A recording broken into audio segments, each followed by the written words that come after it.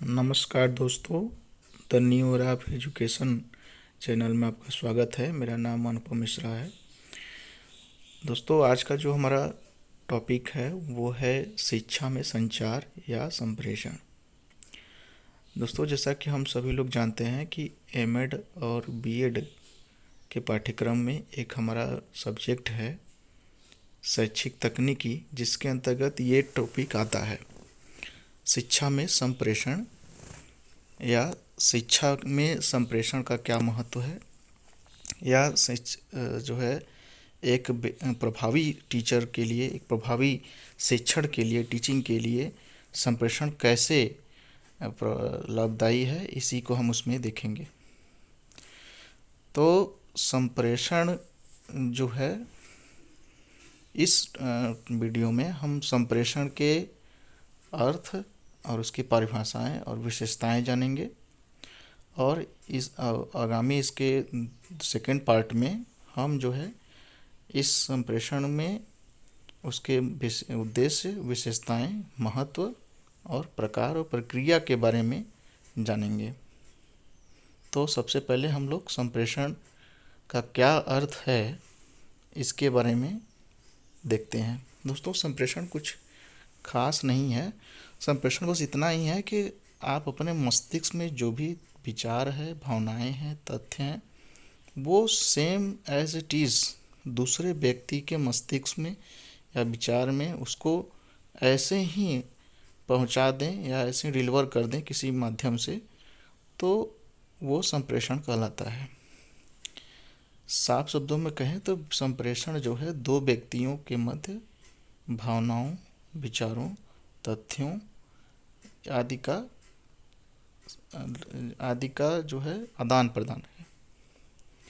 ठीक है, तो आइए इसके कुछ हम दोस्तों, आइए हम संप्रेषण की क्या अर्थ है उसको जानते हैं। देखिए, जैसा कि इसमें लिखा है कि सामान्य भाषा में संप्रेषण या संचार शास्त्र उस विचार विमर्श से है जो किन्हीं दो व्यक्तियों के बीच सूचना या जानकारी के लिए होता है।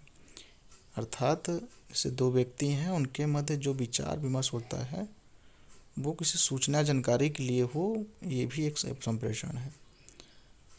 अन्य शब्दों में बहुत थोड़े में कहा गया है कि संचार विचारों तथा सूचनाओं का आदान प्रदान है।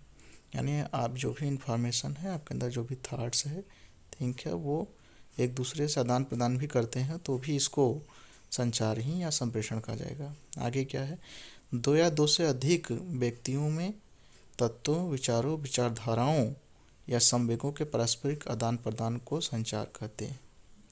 जैसे दो व्यक्ति हैं या दो से अधिक व्यक्ति हैं, तो उनके मध्य जो भी तत्व हैं, एलिमेंट्स हैं या विचार हैं, उनके जो विचारधाराएं हैं, संवेग हैं, के पारस्परिक आदान प्रदान को संचार कहते हैं। यानी जो एक व्यक्ति है उसके एक दूसरे व्यक्तियों के बीच में उनके संवेग, जैसे कि सुख दुख,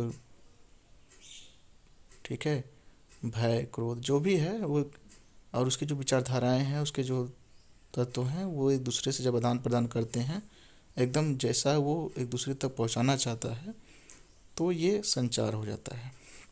संचार अंग्रेजी भाषा के कम्युनिकेशन का हिंदी रूपांतरण है, और यह लैटिन शब्द कम्युनिको से बना है, जिसका अर्थ होता है आपस में बांटना या वस्तु को साझा करना। यानी जो भी हमारे अंदर विचार हैं, जो भी तथ्य हैं, जो भी हमारी भावनाएं हैं, अगर हम दूसरे से साझा करते हैं, आपस में बांटते हैं, तो इसका भी अर्थ संप्रेषण होता है। इसीलिए इसको दो तरफा प्रक्रिया कहते हैं, यानी दोनों तरफ से अगर हम कुछ यहाँ से अपने विचार या अपने थॉट्स, अपने संवेगों को शेयर करते हैं, तो उधर से फीडबैक के द्वारा या उस उधर से प्रतिक्रिया के द्वारा हमको उसका प्रतिपुष्टि प्रदान हो, तो इसको इसीलिए इसे दो तरफा प्रक्रिया कहते हैं। तो आइए संप्रेषण के कुछ परिभाषाएं देखते हैं। जैसे आवड़े टीड के अनुसार संप्रेषण का मूल लक्ष्य समान विषयों पर मस्तिष्क का मेल है। यानी किसी भी एक लक्ष्य के लिए, किसी भी एक लक्ष्य, यानी मान लीजिए कोई हमको सूचना ही पहुंचाना है, तो उस पे दो मस्तिष्कों का मेल होता है, फॉर एग्जांपल मान लीजिए हम मोबाइल के द्वारा किसी से बात कर रहे हैं और किसी भी एक टॉपिक पे या विषय पे बात कर रहे हैं, तो वो क्या होता है कि दोनों व्यक्ति आपस में उस विषय के प्रति मस्तिष्क के द्वारा जुड़ जाते हैं। ठीक है, तो यहाँ भी एक प्रकार से संप्रेषण होता है।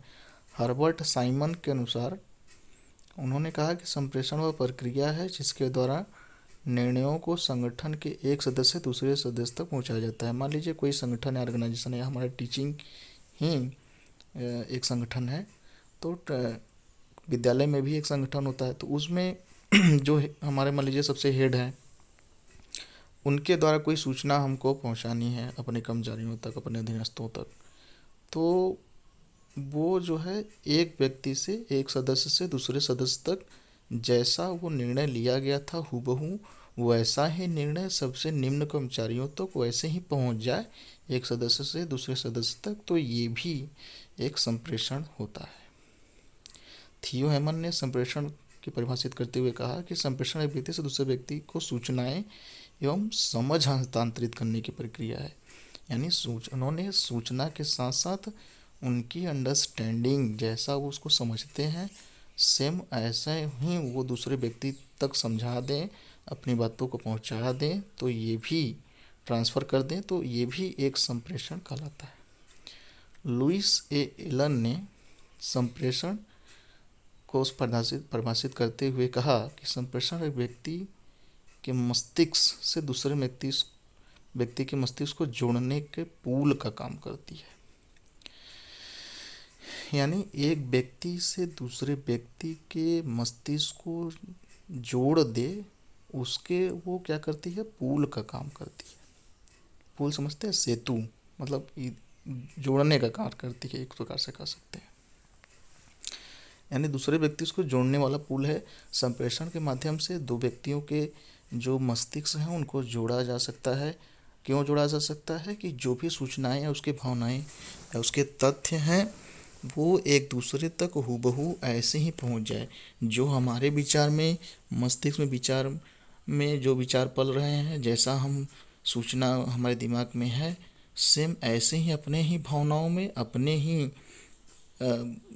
विचारों को सेम एज इट इज दूसरे विचारों तक पहुंच जाए, मस्तिष्क तक, तो ये भी एक संप्रेषण कहलाता है। एस.जी. मेयर भी कहते हैं कि मानवीय विचारों, समितियों को शब्दों या पत्रों या संदेशों के माध्यम से आदान प्रदान ही संप्रेषण है।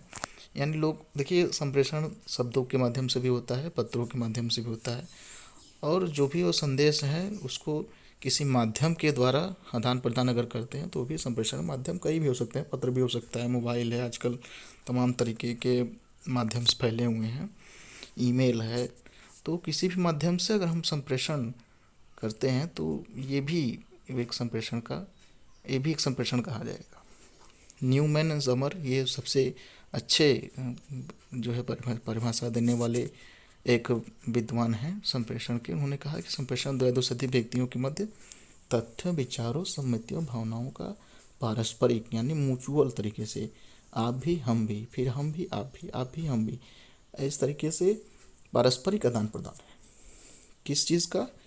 दो है, तथ्यों का, विचारों का, समितियों का और उनके भावनाओं का। यानी जो भी उनकी भावनाएं हैं, विचार हैं, तथ्य एक दूसरे को पारस्परिक रूप से जब हम ट्रांसफ़र करते हैं या उसको जो आदान प्रदान करते हैं, एक्सचेंज करते हैं, तो वो भी संप्रेषण कहलाता है। अब देखिए, पीटर एफ ड्रकर ने जो संप्रेषण की परिभाषा दी, उन्होंने कहा कि संप्रेषण किसी उद्यम के भीतर विभिन्न कार्यात्मक समूहों की वह क्षमता है जिसके माध्यम से वे एक दूसरे के कार्यों, चिंताओं को समझते हैं। मतलब यहाँ देखिए, जो भावनाओं वाली बात थी, उन्होंने इसको बहुत ही गहराई से लिया। उन्होंने कहा कि संप्रेषण के मध्य एक दूसरे व्यक्ति के कार्यों को, चिंताओं को भी समझते हैं। यानी जो एक व्यक्ति के कार्य हैं और उसकी जो चिंताएं हैं, अगला व्यक्ति उसको भी उसी के रूप में, उसी कार्य को उसी रूप में, उसकी चिंताओं को भी उसी के अनुरूप समझता है। कब समझता है? जब वो उसी जिसके माध्यम से वो एक दूसरे कार्यों को, मतलब संप्रेषण के माध्यम से उनके कार्यों को, चिंताओं को समझता है। मतलब संप्रेषण का इतना प्रभावी होता है कि उनके कार्यों चिंताओं को भी वो उसी के रूप में समझता है। सोचिए, ठीक है। सीजी ब्राउन देखते हैं क्या कहते हैं कि संप्रेषण विचारों और भावनाओं को एक व्यक्ति से दूसरे व्यक्ति को हस्तांतरित करने की प्रक्रिया है और इसका उद्देश्य सूचना पाने व्यक्ति की समझ पैदा करना है। यानी मान लीजिए हम किसी तक अपनी भावनाओं विचारों को पहुंचाना चाहते हैं, हस्तांतरित करना चाहते हैं, ट्रांसफ़र करना चाहते हैं, तो वही भावना विचार को उसके अंदर वो समझ पैदा करे, उस जो वो उसका जो विचार है, उसकी जो भावनाएं हैं, उस वैसा ही विचार और भावना उस व्यक्ति के मन में समझ में पैदा हो, तभी यह संप्रेषण सफल होगा। और उसके लिए एक उचित माध्यम का भी हमको चयन करना पड़ता है। कीथ डेविस कहते हैं कि संप्रेषण प्रक्रिया जिसमें संदेश और समझ को एक व्यक्ति से दूसरे व्यक्ति तक पहुंचाता है। सेम रही बात उन्होंने कहा कि समझ और संदेश को भी इसमें ट्रांसफ़र किया जाता है। तो आइए इसके हम कुछ विशेषताओं का भी उल्लेख करते हैं। इसमें संप्रेषण एक सतत प्रक्रिया है। जैसा कि आप सभी लोग जानते हैं, संप्रेषण हमारे जीवन का एक अंग है और ये जीवन पर्यंत चलने वाली प्रक्रिया है। हमको जीवन के हर एक पहलू में संप्रेषण की आवश्यकता पड़ती है। दूसरी बात, संप्रेषण में संदेशों, विचारों, तर्कों, सूचनाओं आदि का परस्पर विनिमय करता है। जैसा कि हमने पीछे चर्चा कर लिया है कि संप्रेषण में जो भी संदेश होते हैं, जो विचार हैं, जो तर्क हैं, जो सूचना है, जो होना है, हम एक दूसरे से आपस में विनिमय एक्सचेंज करते हैं। संप्रेषण में अनेक माध्यमों से लिखित, मौखिक, सांकेतिक का प्रयोग किया जाता है। इसमें जो भी मीडिएटर्स होते हैं, माध्यम्स होते हैं, वो लिखित रूप में भी हो सकते हैं, मौखिक रूप में भी हो सकते हैं और साइन यानी लैंग्वेज या सांकेतिक भाषा में भी हो सकते हैं। संप्रेषण की सफलता समय पर आधारित होती है। यानी जो एक निश्चित समय के अंतर्गत संप्रेषण जो किया जाता है वो बिल्कुल स्पष्ट होता है और वो एकदम साफ होता है और जैसी सूचना हम लोगों तक पहुंचाना चाहते हैं वैसा ही संप्रेषण होता है। संप्रेषण ऊर्ध्वगामी, अधोगामी एवं संपन्न होता है। यानी जैसे मान लीजिए कोई संगठन है, ऊर्ध्वगामी का मतलब ऊपर से ऊपर के कर्मचारियों के द्वारा निम्न कर्मचारियों तक संप्रेषण पहुंचाना, और अधोगामी मतलब नीचे की कर्मचारियों से ऊपर तक संप्रेषण को पहुंचाना या सूचना को पहुंचाना। और समतल मतलब एक ही वर्ग या एक ही संवर्ग के कर्मचारियों के मध्य जो संप्रेषण किया जाता है वो समतल संप्रेषण कहा जाता है। तो इसका मतलब ये हुआ। और जो छठा पॉइंट है, संप्रेषण प्रेषक, सूचना, माध्यम, प्राप्तकर्ता तथा प्रत्युत्तर आदि तत्वों से युक्त होता है। यानी ये भी एक संप्रेषण का ये प्रोसेस है, प्रक्रिया है, उसके ये तत्व हैं, एलिमेंट्स है। इसमें एक संप्रेषण की प्रक्रिया को पूर्ण करने के लिए सबसे ज़रूरी है कि एक प्रेषक हो और उसके पास कोई मैसेज हो, सूचना हो और वो एक उचित माध्यम हो जिसको पहुंचाना चाहे, वो प्राप्तकर्ता हो और प्राप्तकर्ताओं द्वारा एक उचित फीडबैक दिया जाता हो। इन्हीं तत्वों से युक्त होता है, इसीलिए यह संप्रेषण की प्रक्रिया कंप्लीट होती है। नमस्कार दोस्तों, जैसा कि हम लोग अभी देखे हैं कि हमने इस वीडियो के माध्यम से संप्रेषण का अर्थ, विशेषता और उसकी परिभाषाओं को जाना है। इस वीडियो का मैंने पार्ट 2 भी वीडियो आगे मैं अपलोड करूँगा, जिसमें आपको उद्देश्य, प्रक्रिया और उसके महत्व के बारे में हम जानेंगे, विशेषता के बारे में जानेंगे। तो दोस्तों धन्यवाद।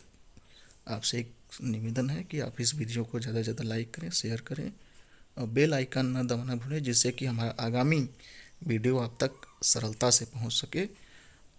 और धन्यवाद।